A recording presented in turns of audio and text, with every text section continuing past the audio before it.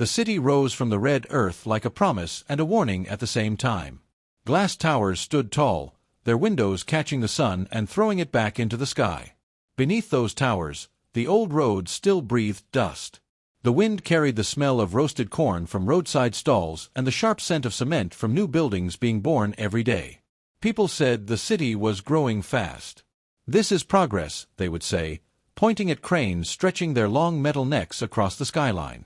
But not far from those shiny buildings, old women still sat outside mud-brick homes, telling stories of ancestors who walked the same land before maps were drawn and papers were signed. It was a city standing between two worlds. One world wore polished shoes and carried briefcases. The other walked barefoot on soil that remembered every footprint. In the tallest of those glass towers was a company known for building estates and shopping malls. Its name was spoken with respect in business circles and with fear in quiet villages. The company had one hunger: land. Not just empty land, but land that carried stories, land where children had been born and elders had been buried. They did not come with spears or chains. They came with contracts. Inside boardrooms, men in suits would say, "We are bringing development. We are bringing opportunity." They would tap their pens on thick files and smile as if they were offering gifts. But in truth, they were turning memory into money. A man once laughed during a meeting and said, "Land is land. Once we buy it, we build on it." Simple. He did not understand that some soil holds more than crops. Some soil holds bones. The company had already bought large areas from villages that did not fully understand the language of contracts. Signatures were placed where elders were told to place them. Promises were made in words smoother than palm oil. And soon after, bulldozers would arrive like uninvited guests. Inside the office, cold air flowed from machines fixed high on the walls. The hum of computers filled the rooms. Polished floors shone so brightly that a person could see their reflection while walking. Phones rang. Printers clicked. Laughter echoed in the break room. No one spoke of baobab trees there. No one spoke of elders sitting in a circle under the evening sky, pouring libation to honor those who had passed. No one spoke of sacred grounds where families returned every year to remember their bloodline. Here, tradition was seen as an obstacle. "We cannot let old customs slow down modern growth," the manager would say firmly during meetings.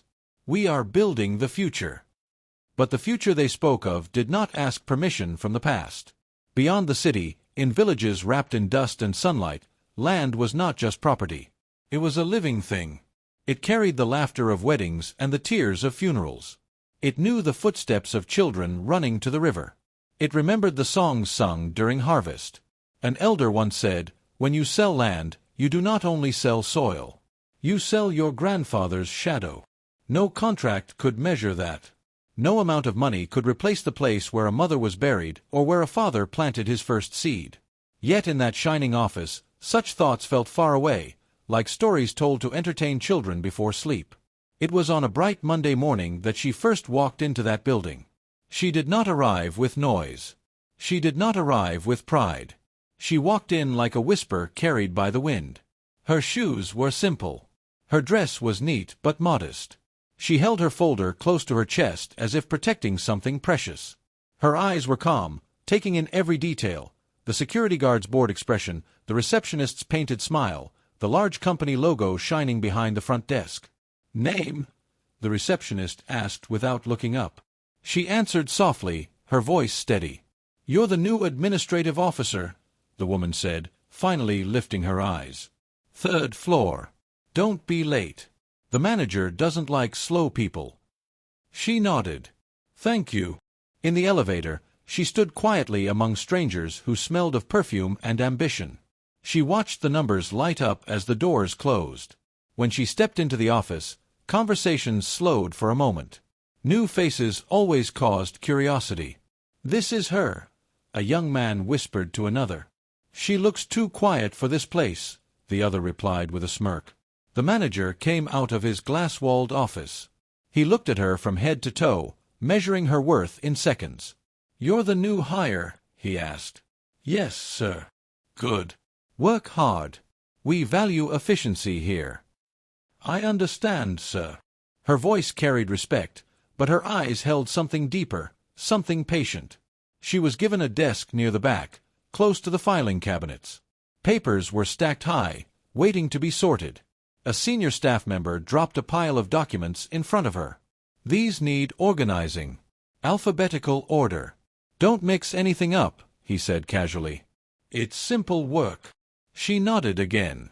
As the day passed, she spoke little. She listened more. She learned the rhythm of the office, the loud laughter near the coffee machine, the secret gossip behind closed doors, the way the manager's voice rose when speaking about profits. At lunch break, some workers gathered around her desk. "So, where are you from?" one woman asked, biting into an apple. "From the north," she replied gently. "Oh," the woman said. "Village girl." A few of them chuckled. "Don't worry," a man added. "You'll get used to city life. Just don't bring village habits here." She gave a small smile. "I will do my best." They mistook her silence for weakness. They did not see the way her fingers paused slightly on certain files. They did not notice how her eyes carefully read the company name printed on thick documents, documents marked with the title of a new development project. They saw only a shy woman with lowered eyes. They did not see the storm gathering beneath still water. In their minds, she was a shadow at the edge of the room. A harmless presence. A quiet worker who would follow orders without question. One afternoon, as the manager walked past her desk, he said to another executive, "People like her are easy. No trouble. They just do what they're told." She heard him. She did not lift her head. Instead, she continued arranging the papers, her movements slow and careful. For in the stories told under the baobab tree, elders often say, "The river that makes the least noise is the deepest." And deep within her, something ancient stirred, something tied to red earth, to buried bones, to a village that still breathed beneath the shadow of rising glass towers. The office believed they had hired a quiet girl. They did not know they had welcomed a witness. They did not know they had seated a guardian of memory among their polished desks. And the city, standing between dust and glass, waited silently for the day when that whisper would learn to speak. There is an old proverb the elders whisper when teaching children patience: "The river that looks calm may be carving a mountain beneath." She was that river. In the office, she moved gently, speaking little and listening much. Her fingers turned pages quietly. Her eyes scanned documents without drawing attention. When others argued loudly over profits and percentages, she simply nodded and took notes. "Why are you always so quiet?" one worker once asked her with a playful smirk. She smiled softly. "Silence helps me hear clearly." They laughed, thinking she was shy. They did not know silence was her shield and her strength. Beneath her calm face, her thoughts were deep and sharp. Every word spoken in that office settled inside her like stones dropped into water. One morning, the company gathered in celebration. Bright lights shone in the conference room. A large banner read, "A New Era of Growth." Bottles of sparkling drinks stood on the table. The manager's voice rang with pride. "My team," he announced, "today we step into history. We have secured land for our greatest development yet." Applause filled the room. A picture flashed onto the screen, a wide stretch of green land with a river shining under the sun. Birds flew above it in the image, and tall grasses bent in the wind. She felt her heartbeat slow. "This," the manager continued, pointing at the screen, "will become Sunrise Crown Estate. A modern paradise. Homes, shops, a lifestyle of success." Another executive leaned forward. "The villagers were hesitant at first, but we handled it. Everything is signed." Laughter followed. Glasses clinked together. She stared at the image, and her chest tightened. That river was not just water. That soil was not just ground. That was the village that had shaped her first steps. She saw in her mind the dusty path where she once ran with other children, chasing dragonflies. She remembered the smell of roasted maize carried by evening wind. She heard her mother's voice singing softly while cooking by firelight. The village had raised her name before she could even speak it. It was there her father had said, "Child, never forget where your shadow first touched the ground." Now that ground was being celebrated as a prize. As the meeting ended, people shook hands and congratulated each other. "We've done it!" someone shouted. She remained seated for a moment, her hands resting gently on her lap. A quiet storm gathered inside her, for beneath that land lay graves. She remembered the small clearing near the mango tree where her grandmother rested. She remembered the day they laid her grandfather to sleep in the earth, elders chanting prayers and pouring water onto the soil. The land was sacred. It held bones wrapped in cloth and stories buried deep. To build over it without honor was not just business, it was betrayal. In many tales told by moonlight, elders warn, if you disturb the resting place of ancestors, do not be surprised when your own rest is troubled. Yet here, in this cold room of glass and steel, such wisdom meant nothing. Later that week, she quietly reviewed files related to the project. The pages smelled of fresh ink. She noticed dates that moved too quickly, signatures placed too neatly. Some elders in the village could not read English well. They trusted officials to explain what they were signing. But these documents were not written in truth. There were clauses hidden deep within the pages. There were approvals stamped without proper community meetings. There were promises made that were never recorded. Papers signed in shadows. She traced her finger across one signature, recognizing the name of an elder who once carried her on his shoulders during festivals. "He would not agree to this," she whispered under her breath. Her heart felt heavy, but her face showed nothing. No one in the office knew she belonged to that land. No one knew that her umbilical cord had been buried near that same river, tying her life to that soil in an ancient way. She kept her connection hidden like a sacred secret. If they knew, they would watch her differently. If they knew, they might fear her. So she remained silent. One afternoon during lunch, the break room filled with noise and careless talk. Workers crowded around the table, eating and laughing. "I heard some villagers are still resisting," one woman said, rolling her eyes. "These people are so backward." A man chuckled. "They don't understand progress. Always afraid of change." Another added, "Give them money and they forget their grandfathers." Laughter spread across the room like dry leaves catching fire. She stood near the window, holding her small container of food. Her jaw tightened slightly, but her voice remained calm. "Sometimes," she said gently, "people hold on to land because it holds their history." The man shrugged. "History won't build roads." She looked at him steadily. "But without roots, even the tallest tree falls." Silence lingered for a brief second. Then someone laughed awkwardly. "You sound like one of them." She gave a small smile. "Maybe I am." They returned to their jokes, not realizing the truth in her words. She finished her meal and walked back to her desk, her steps quiet, her mind alive. In her heart, she heard the voice of her grandmother once more. "Child, when the river floods, it does not shout first. It rises slowly."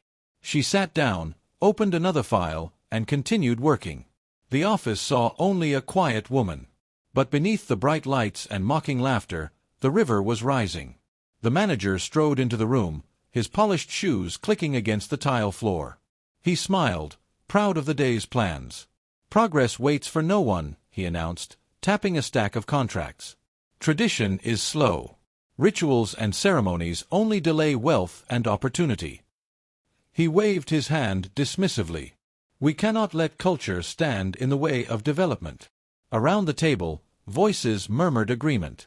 Charts and graphs danced on the projector, numbers promising growth. She listened quietly, her hands folded on her lap. No one asked her opinion. No one thought she could understand. Her silence was mistaken for weakness. Tasks were small and menial, copying papers, delivering memos, organizing schedules. She moved without complaint, head lowered, a shadow among the bustling staff. But inside, a fire burned. Controlled, patient, and deep, it smoldered like dry grass waiting for a spark. Her eyes, calm on the surface, held storms that no one dared imagine. She remembered the elders' teachings: a river moves quietly, but it can break the mountain. Her anger was not for pride or greed, it was for justice. The blood of her ancestors, resting beneath the soil targeted by this very company, called for fairness, not revenge. As the meeting ended, colleagues chatted, congratulating each other on clever strategies and projected profits. She smiled faintly, her mind already moving ahead, tracing unseen paths. Documents, loopholes, timelines, all pieces of a puzzle only she could solve. She alone carried the knowledge, silent but alert. And in that quiet, the first hint of the storm gathered. Those around her believed she was harmless, but she knew what they did not. The river beneath her calm eyes was already preparing to rise. A letter arrived at the Council of Elders, wrapped in plain paper and stamped with official seals. Its edges were crisp, its language cold and formal. The messenger left quickly, leaving silence in his wake. One elder broke it open with trembling hands, reading aloud the words that carried the weight of a curse. The village must vacate the land they had called home for generations. The ink seemed to burn the page, and each phrase pressed upon their hearts like stones. Heads bowed, eyes filled with worry. The elders' council mat, once a place of guidance and wisdom, now felt like the floor of a cage. In the small huts nearby, mothers clutched their children and whispered prayers, faces wet with tears. Fathers stood at the edge of the fields, jaw tight, arms crossed, eyes scanning the horizon as if they could bargain with the sun itself to stay their village from harm. Fear spread like wildfire, but it was silent, heavy, and thick. No one spoke above a murmur.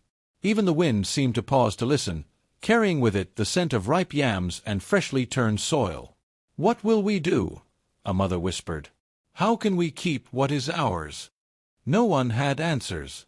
Farmers walked among their crops, hands brushing against the green leaves that had taken months to grow. Each plant, each row of corn, carried sweat and hope. But now, uncertainty weighed on their shoulders. Would they ever reap what they had sown? Would the red soil that nourished them soon be filled with concrete instead of life? They bent low, touching the earth as if asking forgiveness for a future they could not control.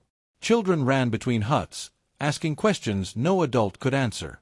Why are the men so quiet? Will we still play near the baobab? Their small voices trembled with fear. They had learned to read the air of the village, and today it was thick with dread. The baobab, a tree older than anyone remembered, stood silent, its branches whispering in the wind. Even the youngest knew that the world was shifting beneath their feet. Some villagers saw a different path. A company had offered silver coins in exchange for the land, tempting hearts with promises of wealth. Others could not imagine selling soil that held the bones of their ancestors. Heated conversations echoed through the compounds. "Money will feed your children," one voice shouted. "And what of our grandfathers?" another countered, pointing toward the small burial mounds. The village became a tapestry of divided hearts, where loyalty, fear, and desire wove together into a knot too tight for easy unraveling. Meanwhile, in the city, she studied by the dim glow of a lantern. Her fingers traced the lines of law books, her eyes reading sentences that others would never see. Each scholarship earned, each quiet hour of study, had been a secret weapon. Knowledge was her shield, learning her spear. By night, she devoured words. By day, she served tea, filed papers, and smiled at the office, hiding the storm beneath calm eyes. She understood the language of contracts, the clever loopholes designed to rob villages without leaving a trace. Legal terms, hidden clauses, subtle tricks, each page she read was a map of greed, each signature a potential betrayal waiting to be revealed. While co-workers laughed at small mistakes or fumbled with files, she silently accessed internal records, her fingers brushing over papers that hid the truth. Days passed, and her quiet diligence bore fruit. She uncovered forged signatures, transfers made illegally, and payments disguised as consultation fees. Ink on paper revealed corruption in ways the villagers could never see. Her heart tightened, not with anger at the villagers, but at the injustice they were unknowingly facing. Each document whispered a warning. The silent river carries power unseen, and she was ready to let it rise. The baobab stood at the edge of the village, its massive trunk twisted with age, roots digging deeper than any stone foundation the city could offer. Its branches stretched wide, shading generations of children who had played beneath it, elders who had deliberated beneath its limbs, and mothers who had whispered prayers while leaning against its rough bark. It had seen births, deaths, festivals, and betrayals. The wind that rustled through its leaves seemed to carry stories older than anyone in the village could remember. To touch it was to touch memory itself, and its shadow felt like the weight of truth. As the sun sank behind distant hills, casting gold and amber across the village, an elder gathered the people beneath the baobab. His voice trembled with age but carried authority. "My children," he began, Land taken without honor brings a debt that cannot be ignored. Spirits do not forget. The soil cries, and the bones of our ancestors stir when their resting place is disturbed. One day, the balance must be restored, whether by man or by the unseen hand of justice. Some villagers shifted uneasily. Whispers passed from one hut to another. Children clung to their mothers' skirts, sensing the weight of words older than themselves. The elders spoke of respect, duty, and memory, while the city, through its emissaries and letters, spoke of contracts, deadlines, and profit margins. Tradition faced the shiny, sharp-edged face of greed, and tension hummed like bees in a hive. Amid the turmoil, betrayal quietly wove its thread. A cousin, once trusted and close, met secretly with men from the company. He counted coins in the dim light of a city office and whispered promises he had no right to make. "The village will never know," he muttered to himself, imagining promotion and wealth. Blood turned against blood, loyalty traded for silver. Back at home, women whispered around fires as dusk thickened. "She thinks city life has changed her," one said bitterly. "She has forgotten our roots," added another, shaking her head. Questions hung in the smoke-filled air. How could the girl who ran through these paths as a child now walk silently in the offices of those who threatened their soil? Gossip cut sharper than knives, yet it could not reach the quiet strength she carried. In the city, another kind of trap took shape. A senior staff member leaned across her desk, smooth words sliding from his mouth like honey over stone. "You're bright. Loyal. Help us endorse this project publicly, and your rise here will be swift. Think of the opportunities, the recognition." She nodded politely, offering a soft smile that hid the storm beneath. Inside, her mind worked like a sharpened knife, weighing loyalty, justice, and patience. She could see the trap clearly, yet she chose silence, letting the office believe her weakness, all the while preparing her next move. Beneath the baobab, the village murmured, divided and uncertain. Above the city lights, she moved quietly, unseen, learning, watching, waiting. Tradition and greed collided, betrayal simmered, and the river of her resolve ran deep and still, ready to rise when the time came. She sat at her desk long after the office lights dimmed, the hum of computers fading into the quiet of the city night. Each document she touched carried a weight heavier than gold. If anyone discovered her searches, her job, her small foothold in the world above the village, could vanish like mist. Her stomach knotted with fear. Bread and shelter were not luxuries, they were lifelines. Yet, beneath the trembling of her hands, another heartbeat grew steady, the voice of duty, the call of her ancestors whispering, "Do not abandon the soil that bore you." She leaned back, staring at the ceiling as shadows stretched across the room. One choice would safeguard her future, keep her within the walls of comfort and safety. The other demanded sacrifice, risk everything to protect the village that had shaped her first steps, where her mother's laughter had rung through mud-brick huts, and where her grandparents' graves lay beneath the red earth. Her mind weighed the scales carefully. If I act, will I fall? If I do nothing, will they suffer? The tension pressed down like a gathering storm, clouds dark and swollen over the quiet waters of her resolve. Her pulse raced as each decision built upon the last, as if lightning threatened to strike. Outside, the city lights flickered like distant stars, indifferent to the battle waging in one woman's heart. Yet in her chest, the river ran deep. Calm on the surface, yes, but beneath, it churned, ready to sweep away injustice when the time came. Her silence, so often mistaken for weakness, carried power.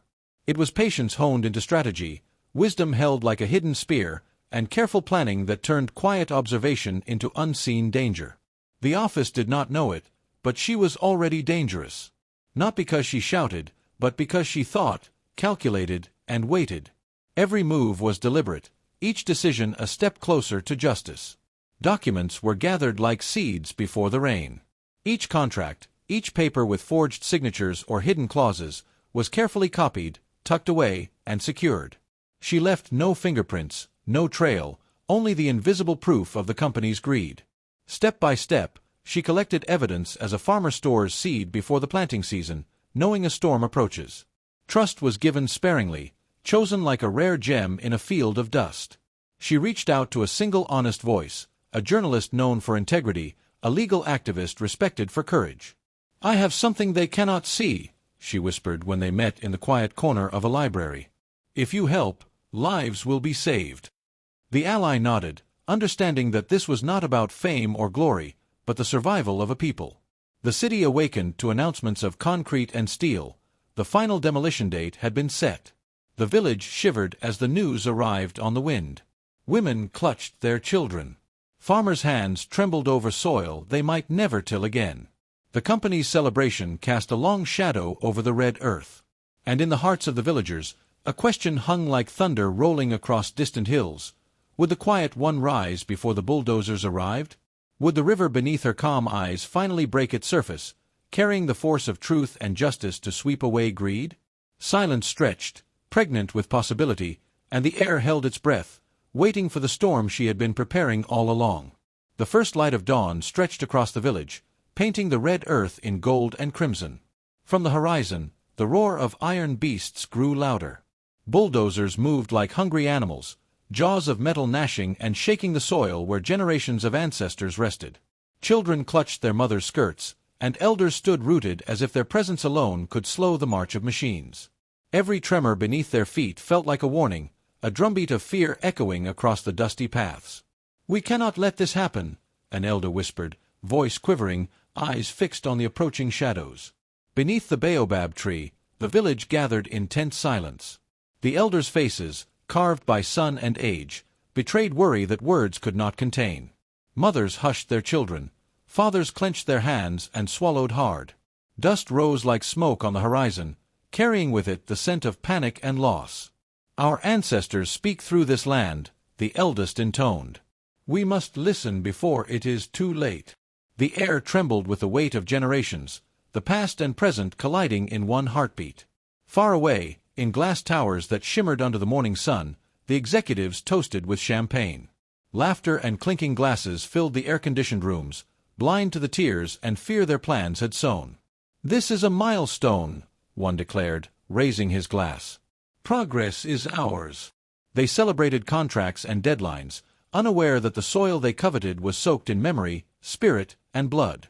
Outside, the village breathed in the smell of dust and fear, while inside, ambition glinted off polished shoes and golden rings. And then, where red dust met shining shoes, the worlds collided. Sacred soil, meant to hold ancestors in peace, faced polished ambition, cold and relentless. The villagers' cries were swallowed by the wind, yet one quiet woman moved unseen, carrying the weight of both worlds. At the final hour, she opened the envelope containing the proof she had gathered, letting papers fall like seeds into a stormy wind. Contracts with forged signatures, bribes disguised as consultancy fees, legal loopholes meant to steal, everything was laid bare. She handed copies to the trusted journalist, her hands steady though her heart raced. "The people must know," she said softly, eyes on the horizon where the machines waited. Ink burned like fire across the pages.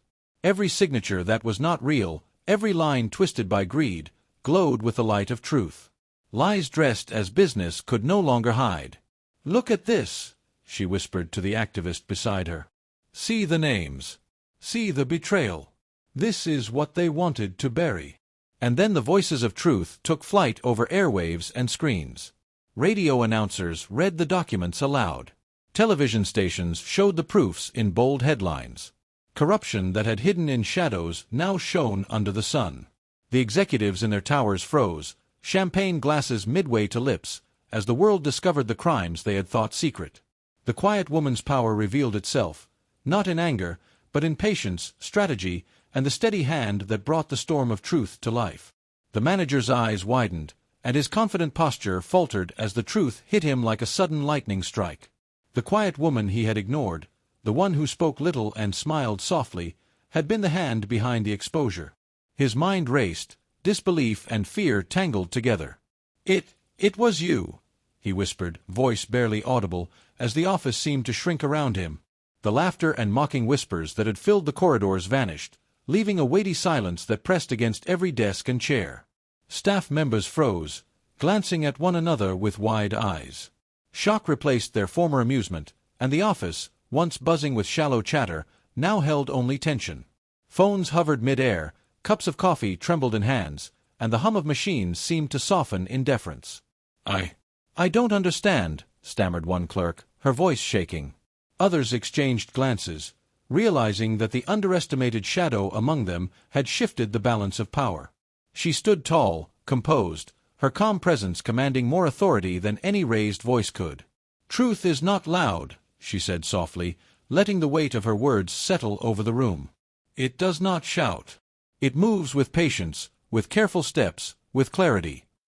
Colleagues felt the truth in her eyes, steady as a river, deep and unyielding. No anger flared, no accusations burned, only the undeniable strength of dignity backed by justice. Outside the polished office, a sudden gust of wind heralded the arrival of officials, their presence like the harsh, cleansing harmattan sweeping across the land. They moved with authority, papers in hand, stamping commands and bringing order to the chaos. Corridors that had once echoed with the hum of bureaucracy now rang with the footsteps of law, unstoppable and precise. The machines at the construction site fell silent as if sensing the invisible hand of justice. Bulldozers halted, cranes froze mid-lift, and the air hung thick with tension.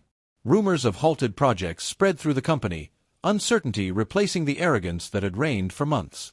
Executives who had once boasted of conquest and profit now stared at each other in muted fear, realizing that every shortcut, every deceitful signature, and every bribe was about to meet consequence. In the village, the relative who had sided with the company was summoned before kin and elders. Faces once familiar now held eyes of judgment and disappointment. "How could you betray your own blood?" an elder demanded, voice stern yet mournful. The betrayer bowed, shame burning in the chest, feeling the weight of ancestral and communal expectation pressing down. Words of remorse stumbled from their lips, but the lesson was clear: greed carries no victory, and betrayal leaves the soul exposed. The quiet woman remained a figure of unshakable calm, witnessing both justice and redemption unfold. Power, she knew, did not require noise or fury. It required patience, knowledge, and the courage to act when the moment demanded. The office, the village, and even the land itself seemed to breathe in relief, as if acknowledging that truth, when wielded with dignity, could sweep away pride and corruption alike. The first drops fell quietly, pattering on the red earth like whispered blessings. Then the sky opened fully, sending rain in silver sheets over the village. Dust rose in swirls, as if the land itself was exhaling after a long hold of breath. Farmers lifted their faces, letting the cool water wash away weeks of heat and worry.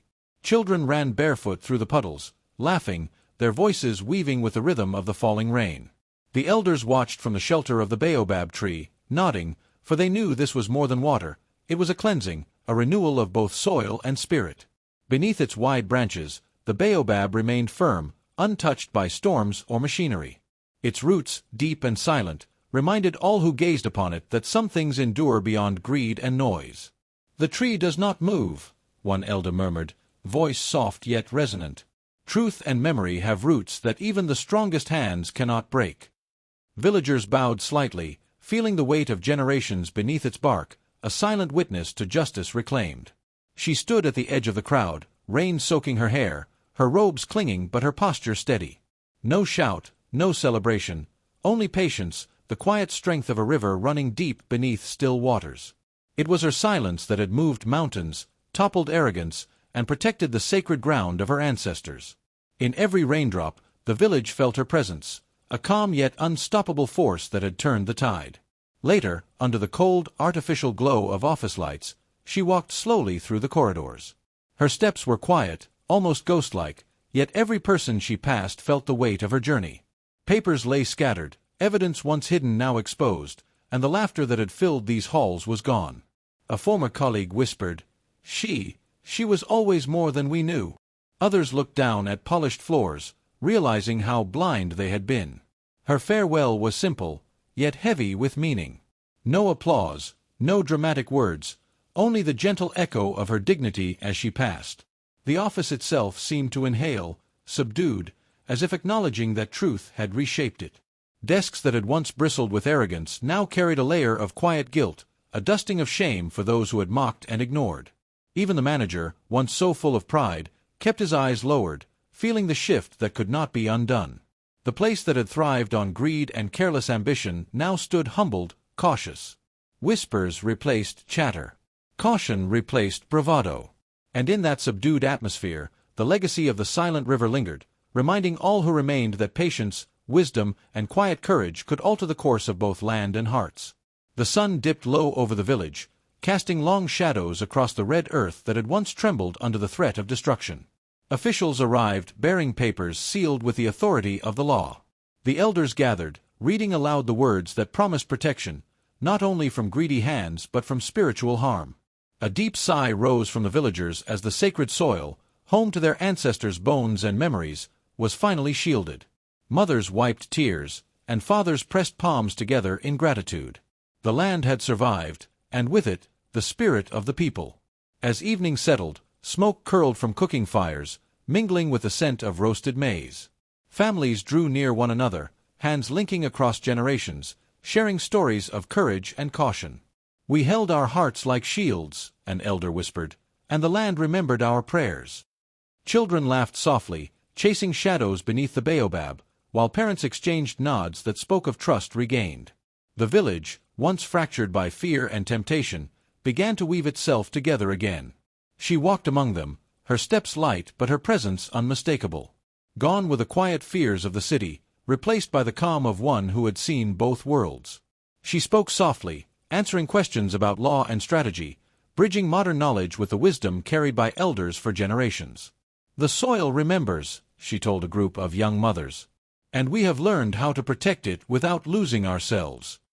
The villagers listened, realizing she had returned not as an outsider, but as a guide, a living link between past and present. The relative who had sided with the developers stepped forward, knees pressing into the earth, head bowed before elders and family alike. "I see now the error of my ways," he murmured, voice trembling. "Forgive me, for I put coin before kin, and greed before spirit." Silence held for a heartbeat, then she placed her hand gently on his shoulder. "We are bound by blood and soil," she said.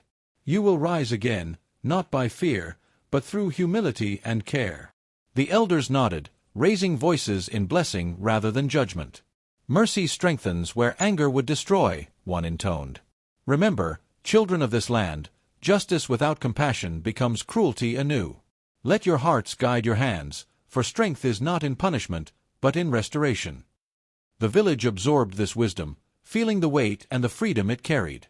Under the baobab and in the glow of the evening fires, the people of the village began to heal, their spirits nourished, their bonds renewed, and their future safeguarded by both law and the quiet power of mercy. The village had settled into a quiet rhythm once more, the red dust now softened by the gentle rain. Elders spoke in measured tones, reminding everyone that true power does not shout or demand attention. It waits, observes, and moves with purpose.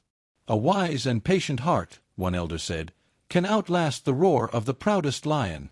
Children listened, wide-eyed, as they learned that strength comes not from noise, but from steady action guided by truth. In the corners of the village, laughter that once mocked the quiet woman had long since vanished. Those who had scorned her now understood the danger of underestimating stillness. Calm eyes can hold storms, and quiet hands can sow justice where anger fails.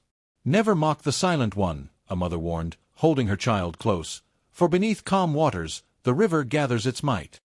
Education and tradition no longer stood apart but walked hand in hand.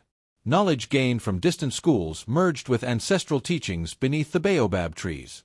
The villagers saw that respecting the old ways while embracing new wisdom created a force stronger than either alone. "We honor our roots and lift our heads with understanding," the elder declared, "and together we are whole." Greed withered where it had once flourished. The company's empty promises dissolved, leaving only dust and regret. Yet truth, like the deep roots of the sacred baobab, had taken hold and would endure. "The soil remembers," she whispered, standing by the river, "and truth will flourish where lies cannot survive." The river flowed quietly past the village, its waters smooth yet unyielding, carrying life, history, and resilience with every turn. It spoke a silent lesson to all who watched. Strength is measured not in destruction, but in patience, wisdom, and the courage to act for what is right. The deepest waters, unseen yet unstoppable, held the greatest power, and in them she had become unstoppable too.